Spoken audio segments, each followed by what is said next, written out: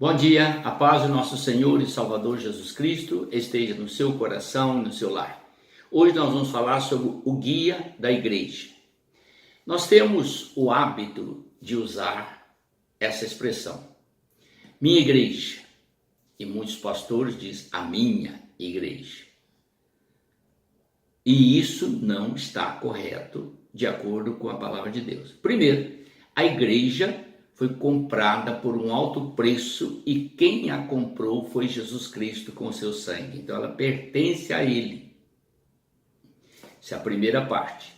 Segunda parte, todos nós somos partes da igreja. Todos nós que somos convertidos em Cristo Jesus somos parte da igreja. E isto faz com que nós todos, pastores e membros, todos estamos diante do Senhor como partes da igreja. A igreja reúne um local denominado templo, mas a igreja reúne lá, né? Mas ninguém é dono da igreja a não ser Jesus Cristo, o Senhor. Então, quem é que guia a igreja? O pastor é um instrumento de Deus, usado por ele na direção da igreja. Então, não é o pastor que guia a igreja, né? Na verdade, é o Espírito Santo de Deus. E vou mostrar isso para vocês agora na palavra. Então, observe bem. João capítulo 16, o verso 7 a 11, nós temos essa escritura registrada. João 16, 7 a 11, diz assim, ó. Mas eu digo a verdade, convém que eu vá, disse Jesus, porque se eu não for, o Consolador não virá para vós outros. Se porém eu for, eu vou-lo enviarei. Aqui nós temos duas afirmativas do Senhor Jesus muito importantes que você não pode esquecer. Primeiro, é que o Senhor Jesus veio, cumpriu a sua missão e agora ele precisava de retornar ao Pai e enviar o Espírito Santo de Deus. Então o Espírito Santo de Deus veio suprir a ausência de Jesus e realizar a obra proposta pelo Pai dentro do projeto de redenção da humanidade. E qual é a missão do Espírito Santo? Então aqui está a primeira missão dele, consolar todo aquele que buscar o Senhor como Deus único e verdadeiro e a Jesus Cristo como seu Senhor e Salvador. Então esta é a missão do Espírito Santo, colocada aqui por Jesus Cristo no capítulo 7. Logo em seguida ele vai falar do verso 8 em diante, em relação ao mundo. Qual é a missão do Espírito Santo? Convencer o homem que está no mundo da justiça, do pecado e do juízo. E ele esclarece isso de uma forma bem prática. Olha bem, do pecado, da justiça e do juízo. Do pecado porque não crê em mim. Da justiça porque eu vou para o Pai e não me vereis mais. E do juízo porque o príncipe desse mundo já foi julgado. Quando Jesus enfrentou Satanás na cruz, ele venceu Satanás e Satanás já está julgado. Só não foi ainda enviado para a prisão perpétua, porque isso é depois do juízo final. Então está aqui a missão do Espírito Santo, já duas em foco, bem destacada pelo Senhor Jesus, que é em relação aos servos de Deus, consolá-los, confortá-los, e em relação ao mundo, convencer da justiça, do pecado e do juízo.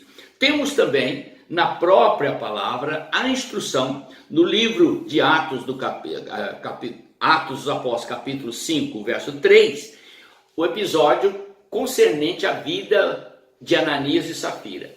Todo cristão sabe, mas para que você que vai ouvir a mensagem pelo vídeo, então eu vou passar para você aqui. Ananias e Safira eram membros da igreja primitiva e eles chegou no momento venderam uma propriedade que tinham. E eles queriam levar o dízimo da propriedade e entregar aos apóstolos. Mas acontece que eles tramaram algo. Falaram assim, vamos falar que nós vendemos a propriedade por X, que assim nós não temos que dar o dízimo completo.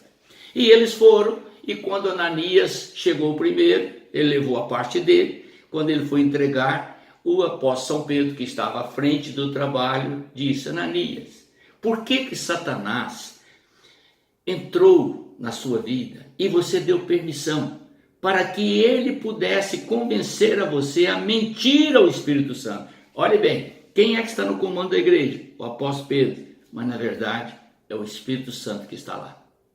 E é o Espírito Santo que sentencia Ananias à morte, e ele morre instantaneamente. Em seguida vem a esposa do Ananias com a mesma mentira, e o apóstolo São Pedro só fez uso das palavras que o Espírito Santo de Deus ordenou. E novamente ela caiu fulminada. Ambos morreram por mentirem ao Espírito Santo, aquele que guia, orienta e direciona a igreja. Querido, muitas vezes as pessoas não sabem que isso é uma realidade e um fato real. E por que Deus não anda matando todo mundo dentro da igreja e não entrega o dízimo? Porque isso já está registrado. Agora é o juízo. Se você desobedece a palavra, ciente de que isso está registrado, você vai arcar com as consequências do seu próprio erro. Não descuide disso, tá bem? Então o Espírito Santo também julga e ele condena aquele que afronta a santidade de Deus com mentira, com hipocrisia e com falsidade. A outra questão está em Atos Apóstolos capítulo 15, o verso 28. Se você pegar a sua Bíblia, você vai ler que houve um conflito muito grande entre Barnabé, Saulo e alguns judeus que queriam impor as regras do judaísmo em cima da igreja que havia se convertido, dos gentios que havia se convertido a Cristo. Então essa discussão ficou tão forte no campo que não houve como solucionar o assunto. Eles foram então à igreja de Jerusalém, que era a base onde estavam os apóstolos, e ali tiveram esta reunião, e o Espírito Santo de Deus, está lá registrado no verso 28, capítulo 15, e o Espírito Santo de Deus os instruiu sobre o que deveria ou não pôr como encargo sobre os gentios. Viu? Então está aí, o Espírito Santo apaziguou uma questão séria que tinha formado no campo uma discussão tremenda entre os irmãos em Cristo e os levou a compreender que ele é o guia, é o mestre da igreja. Depois você vai encontrar também em Atos dos Apóstolos capítulo 16, o verso 6, que o Espírito Santo impede que os pastores ou seus líderes, aqueles a quem se predispõe a servi-lo, a realizar aquilo que não é para ser feito. E Paulo estava pretendendo ir para a Ásia para pregar, e o Espírito Santo o impediu. Está lá no Atos dos Apóstolos, capítulo 16, o verso 6. Então ele impede a ação própria do homem. O homem tem que andar debaixo da sua orientação. Conforme eu disse, ele é consolador, mas ele também atua com autoridade e poder sobre os servos de Deus, quando tentam se rebelar e fazer aquilo que acha que está certo, né? Por fim, o Espírito Santo, ele intercede por nós. Em Romanos capítulo 8, verso 26, há um grupo de crentes que coloca a situação para o apóstolo São Paulo e ele fala assim: aquele que não souber direcionar as palavras no momento de aflição, no momento de angústia, não souber direcionar suas palavras a Deus em oração, não se preocupe. O Espírito Santo de Deus conhece o seu coração. Ele sabe tudo o que você precisa e o que você tem que falar. E ele intercede pelo crente junto ao trono de Deus com gemidos inexprimíveis. Que coisa extraordinária, né? Então aí você tem, quem é o guia da igreja? É o pastor? Não, é o Espírito Santo de Deus. E quem é o Senhor da igreja? Jesus Cristo. E quem é o Todo-Poderoso, Criador, sustentador, amparador e provedor da igreja? Deus o Pai, o Todo-Poderoso.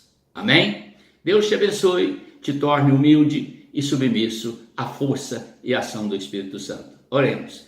Obrigado, Senhor, por tudo. Direciona o teu povo na tua palavra e dispõe a estudar, porque é nela que encontramos os mistérios que muitas vezes os homens não sabem resolver. E eu te peço essa bênção em nome do Senhor Jesus Cristo. Amém.